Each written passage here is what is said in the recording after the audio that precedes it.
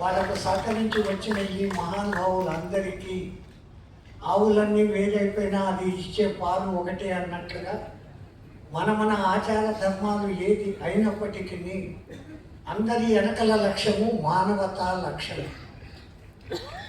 దాన్ని పాటించాలని చెప్పేసి ఇక్కడికి వచ్చామే తప్ప ఎవరో మాంసాహారులు మీరంతా రాక్షసులు తినకూడదు అనే విమర్శకే కోసం ఇక్కడికి రాలేదు. శాకాహార ప్రాముఖ్యత మాత్రమే చెప్పుకునే దానికి ఇక్కడికి వచ్చాం.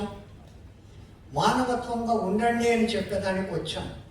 కనీసం దానవత్వం నుంచి మానవత్వంలోకి రండి, మానవత్వం నుంచి మాధవత్వంలోకి రండి అని చెప్పుకునేదానికి, అందరినీ జాగృతం చేసేదానికి ఇంతటి ఈ గుంటూరులో ఇన్ని రకాల సంఘాల వాళ్ళ ఆచారాలు వాళ్ళ పద్ధతులు ఉన్నప్పటికీ అందరి యొక్క లక్ష్యము ఈ శాకాహారం కాబట్టి అది ఒక్కటి ఇక్కడ కలిపింది మమ్మల్ని. ఇక్కడికి వచ్చాం, మనందరూ ఇక్కడికి వచ్చాం. మనమంతా ప్రతిరోజు భోజనం చేస్తాం. ఇంతటి మంది ఒక్కొక్కరు ఒక్కొక్క జ్ఞానం అందిస్తారు. ఆ జ్ఞానం పొందేదానికి గంట భోజనాన్ని కాస్త నిదానంగా చేయలేమా మనం? రోజు తినేదే. ఈరోజు ఇక్కడ జరిగే ఈ విందు భోజనం షడ్రుచుల భోజనం కాదు. ఇక్కడ 20 రకాల భోజనాలు వస్తాయి మీకు. వాళ్ళ సిస్టమ్, దాంట్లో వాళ్ళు పాటించేటువంటి శాకాహార సిస్టమ్ కూడా చెప్పుకొని వస్తారు. సబ్కో పరుకో ముచ్చుకో పరుకో అని అంటారు. అట్లా సరే, మీకందరికీ ధర్మం అంటే ఎవడు గుర్తొస్తాడు? శ్రీరామచంద్రుడు. దానం అంటే ఎవడు గుర్తొస్తాడు? కర్ణుడు.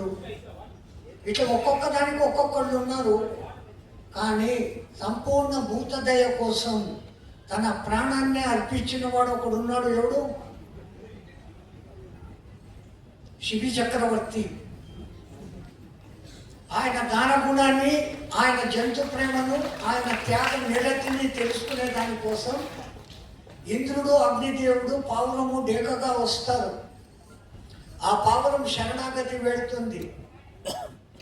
ఒక్క శివి చక్రవర్తిలో మాట మీద నిలబడడం, దానం చేయడం, ధర్మంగా ప్రవర్తించడం, తనకు తాను అర్పణం చేసుకోవడం అనే ఇన్ని గుణాలు ఆ శివి చక్రవర్తి చిన్న కథలో ఉంది.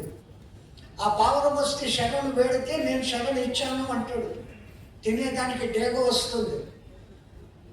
ఆ డేగను అడుగుతాడు. ఆ డేగ కూడా ఏమంటుంది? సరే, పావురాన్ని కాపాడుతాను అంటున్నావు, నీ ధర్మం కాపాడావు, ఇప్పుడు నాకు అది ఆహారము, అది తినకపోతే నేను సస్తాను, అప్పుడేం ధర్మం నీది?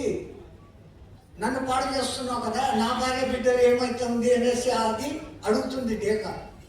మరి పరిష్కారం ఏమని చెప్పి సాధు పరిషత్తును అందరినీ అడిగితే దానికి తగినంత ఆహారము, మాంసము ఇస్తే సరిపోతుంది అంటారు.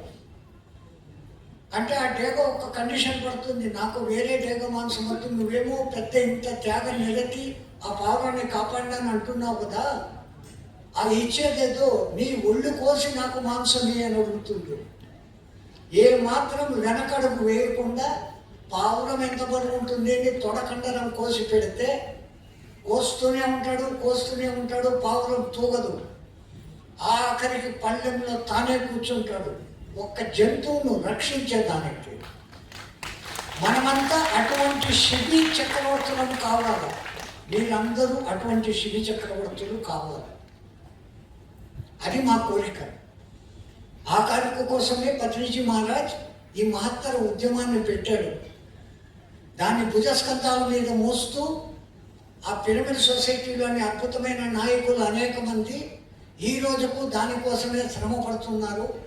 పోయిన నెలలోనే ఈ కార్యక్రమం జరగవలసింది, ఇంతకన్నా గొప్పగా. కానీ వరుణదేవుడు కొంచెం ఇబ్బంది పెట్టాడు, వీళ్ళు భయపడ్డాడు అఫీషియల్స్. కానీ మంచి మనస్సుతో చేస్తే ప్రకృతి సహకారం ఇస్తుందని ఆ పొత్తు నిరూపణ అయింది. 5 రోజులు వరుసగా తుఫాన్లు అని చెప్పారు. సరిగ్గా ఆ రోజు మటుకు వర్షం పడలేదు, పూర్తి ఎండగాసింది. ఈ రోజు కూడా పరిస్థితి అంతే. నిన్న రాత్రి మాకు గుంటూరులో విపరీతమైన వాన పడింది, పొద్దున పూట ఫాగ్. నేను అనుకున్నా ఏం కాదు, ఆ పరమాత్ముడు ఖచ్చితంగా ఇంత మంచి సంకల్పానికి సపోర్ట్ ఇస్తాడు అనుకున్నాను. 1000-2000 మందో వస్తారు అనుకుంటే 5-6 వేల మంది రాగలిగారు. అంటే ఆ ప్రకృతి సహకారం కూడా మన మీద ఉంది. ఎవరైతే ప్రకృతికి లోబడి ప్రవర్తిస్తారో ప్రకృతి వాళ్ళను కాపాడుతుంది. ఇదే ధర్మనిరతిగా పెట్టుకుంటాం. శిబిని ఆదర్శంగా తీసుకుంటాం. శిబిని ఆకలేదని ఏమో ఇంకా లేదా? మిమ్మల్ని ఇప్పుడే వ్యవహారం పంపం. మిగతా రుచులు కూడా తినాలా. కావాలంటే గేట్లు కూడా వేసేస్తాం. ఒక్కళ్ళు పోకూడదు. జయ శ్రీమన్నారాయణ.